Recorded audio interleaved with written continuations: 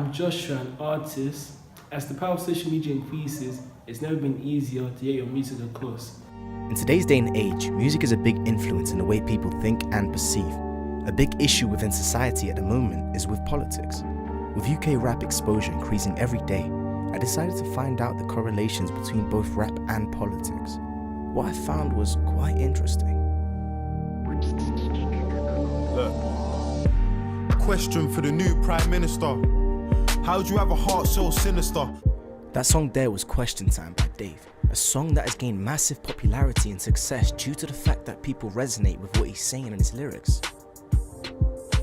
For people that are brought up in council estates, in their eyes the government is to blame for a lot of issues they face, like discrimination. I do want to use this to say Theresa May is a pagan. But even with all this negativity, there is so much positive brought out of rap.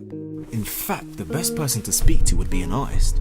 I've managed to speak to someone who's appeared on The Voice, does countless music projects for young people and for himself. H. Boss.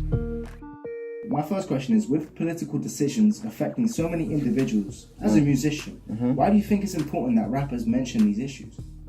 I think it's important because they've got such an influence. As musicians, your music controls emotions, it can control people's actions. If you are able to talk and chime in and put something positive down, then yeah, I think it's important. With rappers such as Dave, starting from his room, jumping to performing in festivals is huge.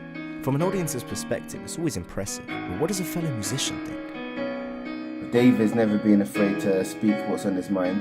I thought it was extremely brave of him to do so. I admired it. Like I said, I admire anybody who's brave enough to say exactly how they feel. Now you may ask yourself how rap and politics link. Firstly, youth parliament has increased significantly, especially in the last 6 years. In 2011 there were 65,000 members, in 2013 there were just under 500,000, and in 2017 there were just under 1 million. Now with music it really does change people's opinions. We listen to grime, but we're not that interested in politics. But when they're put together it can be really interesting. Because of the message that artists put out there for young people. I think UK rap is really good because it changes young people's mindsets towards politics. So today we've had the opportunity to speak to Terry Anderson himself. Let's go find out what he has to say.